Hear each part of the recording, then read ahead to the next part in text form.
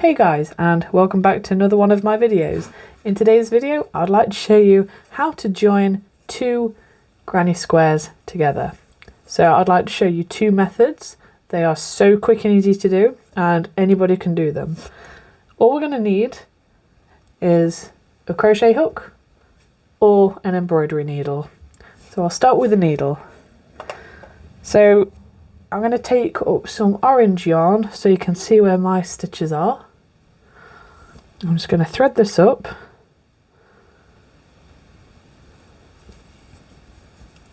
There we go. And now what I need to do is line these up corner to corner. All nice. Figure out where the stitches are.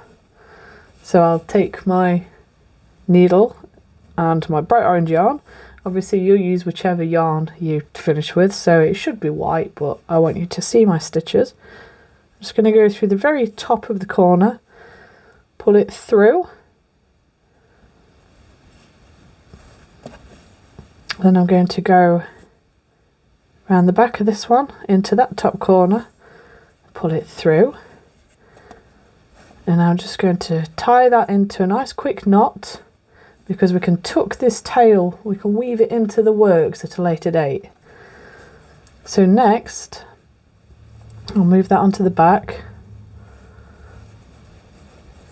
I'm going to take my needle and I'm going to go under the stitches on the left, pull it tight, under the stitches on the right, pull it tight. And now we're coming up to the cluster here. So on the top of the treble, we're going to go under the square. So we grab those stitches and pull it through. And then under the stitches and pull it through. Give that a quick nice tug tight. So again, under.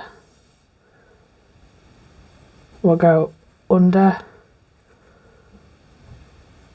and as long as you gather up your stitches and keep them nice and tight, and you'll start to see this nice zigzag pattern appear. Tug it tight. As you can imagine, if this was white yarn you would not be able to see this. This is probably the most flush way that you would get sewing a couple of squares together with just a needle and your yarn. So as long as you go under and then through, under then through, you'll end up with this really nice, neat, flush join. So I'll just undo this and then I'll show you the other way with a hook. Okay, so for the second method, I'm going to take my hook and my yarn and I'm going to create a nice, quick, tight slip knot, a fully closed slip knot. So I'm going to figure out that these are going to be my front sides of my granny squares. So I want the fronts to face together. So I'm just going to fold those over like that. And I'm going to work these together as a nice joined seam. So to start, I'm going to grab hold of my working yarn. And I'm going to insert my hook straight through that corner, straight through. I'm going to grab hold of that yarn and then I'm going to chain one, and this will be the base and the start of this this join, this nice join. So next I'm going to work in the front loop to me and then the back loop of the back square. So I'm going to insert my hook through the front loop only of the first square and then straight into the back loop of the back square. And then I'm going to pull my yarn through and then make a really nice loose slip stitch. So again, front for me, back for back square, pull the yarn through, slip stitch, and then on this chain here again, this might be a bit more fiddly, but it'll work through. So the front and then the back,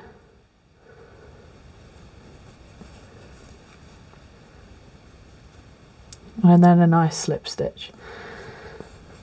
So if you can get the gist of that one, if I open this out, as you can see, this will make the perfect join. You can only just see my orange stitches through here. So like before, if I'm using white, again, you will hardly see it. And it makes a very nice refined seam. So you know which is the front and which is the back. So this would be nice for pillowcases or something of the works. I would recommend the first method with the needle if you're going to be making blankets or anything. But this is ideal, and also it can be a bit quicker when you get the hang of it. So those both are the easiest methods. And as long as these slip stitches are nice and loose and not too tight, you will have that beautiful join. So thank you so much for watching. I really hope that you enjoyed this video. Don't forget to drop a subscribe if it helped you and if you enjoyed it. And don't forget to share around and get everybody getting some crafty tips in their jar. So thanks again for watching, and I'll see you in the next one. Bye!